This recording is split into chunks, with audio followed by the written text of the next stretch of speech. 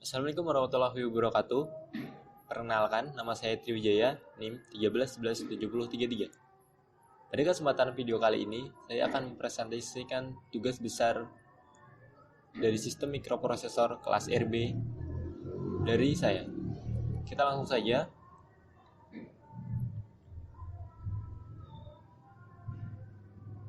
Nah, jadi alat yang akan saya buat adalah thermogun with IC microcontroller Atmega 8535. Nah, jadi yang pertama saya akan menjelaskan alat-alat dan bahan yang digunakan.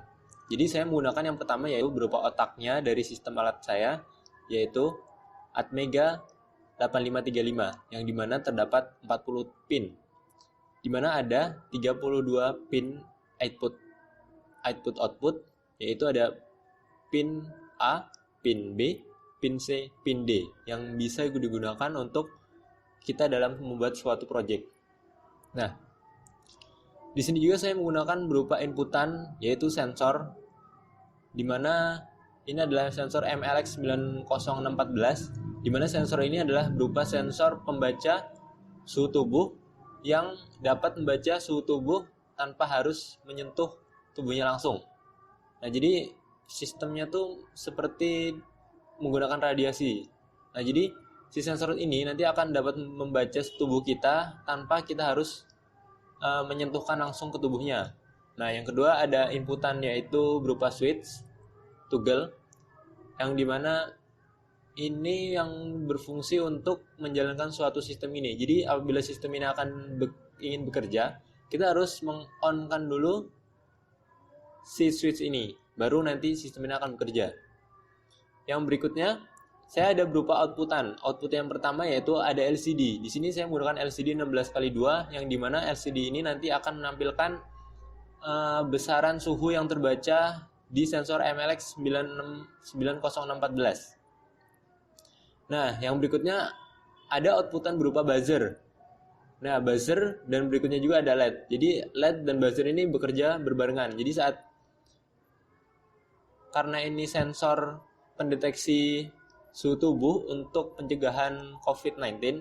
Nah, jadi untuk virus COVID-19 tersendiri itu akan terindikasi bahwa orang tersebut mengidap atau ada terindikasi virus COVID-19 apabila suhu tubuh mereka di atas 38 derajat Celcius. Maka dari itu, apabila di sini sensor ini mendeteksi bahwa suhu tubuh seseorang itu lebih dari sama dengan 38 derajat Celcius, maka nanti buzzer ini akan menyala dan LED ini pun akan menyala. Nah, di sini juga saya sudah sedikit memodifikasi thermogun yang pada umumnya, yaitu saya menambahkan berupa modul Bluetooth, di mana dengan adanya modul Bluetooth ini nanti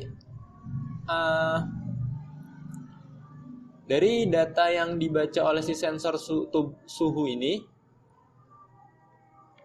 akan dikirimkan ke tempat monitoring di di tempat tertentu, yang di sana tuh ada monitor tersendiri untuk di sana juga bisa melihat gitu suhu tubuh yang terdeteksi oleh si sensor ini. Nah, jadi langsung saja ya kita akan jalankan dari alat ini. Di sini saya sudah masukkan program shortcut-nya di dalam sini. Ini tinggal di run aja. Nah, ini langsung terun. Oh, maaf, saya ada yang lupa. Jadi saya menggunakan modul Bluetooth. Saya juga di sini menggunakan ada virtual serial port. Nah, ini adalah virtual serial port. Nah, jadi kan nanti kan saat di alat aslinya gitu kan, nanti kan ada portnya gitu. Jadi modul yang pertama ini nanti bertindak sebagai si receiver, sedangkan yang satunya bertindak sebagai transmitter. Nah, itu nanti ada dicolok di portnya gitu.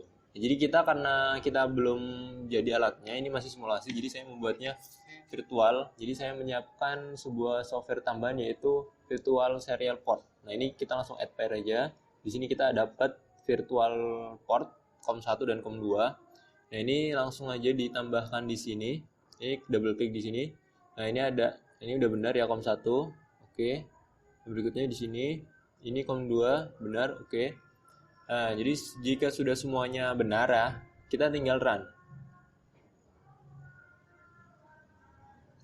Tunggu sebentar.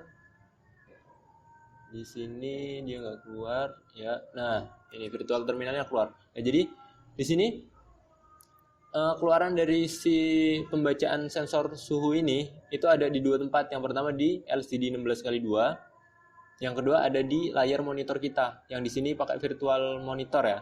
Jadi nanti dari Bluetooth yang ini ditransmitterkan ke satunya, kemudian ditampilkan di monitor yang sudah ditempatkan di suatu tempat. Nah, jadi ini akan memudahkan kita untuk monitoring berapa suhu orang yang melewati suatu pintu ataupun melewati suatu kawasan tertentu, yang dimana kawasan tersebut tuh sangat menjadi apa ya, tempat dimana virus tersebut tuh sangat mudah untuk tersebar gitu. Nah, jadi ini bisa kita pantau dengan ini. Ini sifatnya real time ya, saat kita ini kurangi, nah dia langsung berkurang suhunya. Nah, ini juga akan langsung berkurang.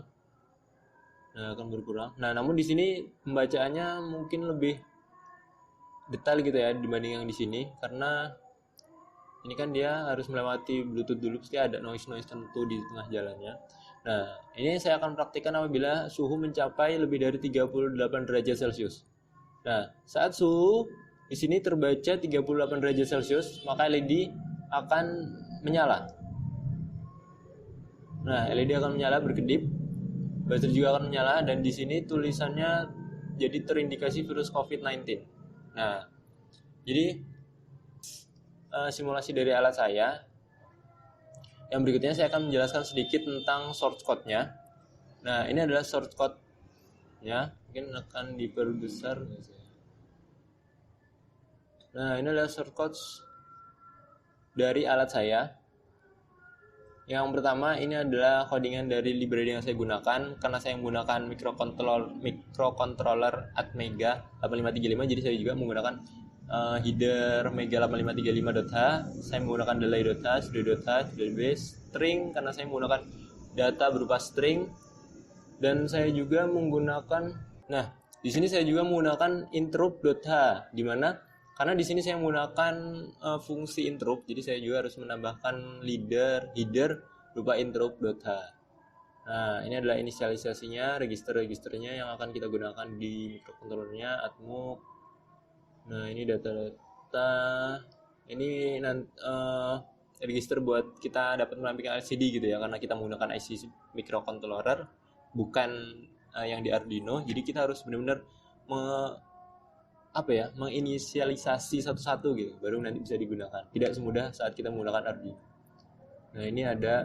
Nah, di sini adalah codingan interrupt saya, ISR interrupt INT0 facts. Nah, jadi interrupt itu ada dua cara kita bisa menggunakan interrupt. Yang pertama, interrupt internal dan interrupt eksternal. Jadi apabila kita ingin menggunakan interrupt eksternal, nah kita bisa menggunakannya di kita bisa menggunakan INT0, INT1, INT2.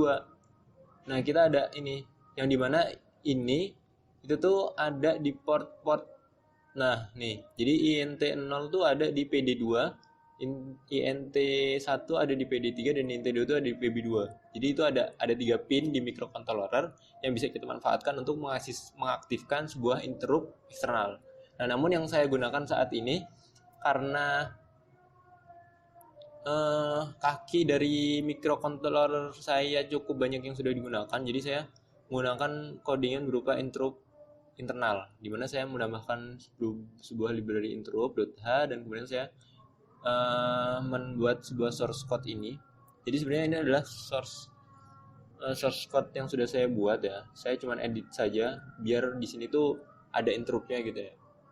Nah, jadi di sini saya memasukkan sebuah interrupt yang isinya berupa program ini, program utamanya. Nah, ini lalu di void main-nya baru kita ada deklarasi port-portnya. Nah, kemudian di sini di while baru dipanggil nih stay, mengaktifkan interrupt. Nah, jadi program utama yang ini dipanggil di sini menggunakan si interrupt itu tadi. Nah, jadi mungkin itu penjelasan dari simulasi dan source code-nya dari saya. Apabila ada salah-salah kata, saya mohon maaf. Pada waktu saya mohon ampun. Saya akhiri, wabillahi taufiq wal hidayah. Wassalamualaikum warahmatullahi wabarakatuh.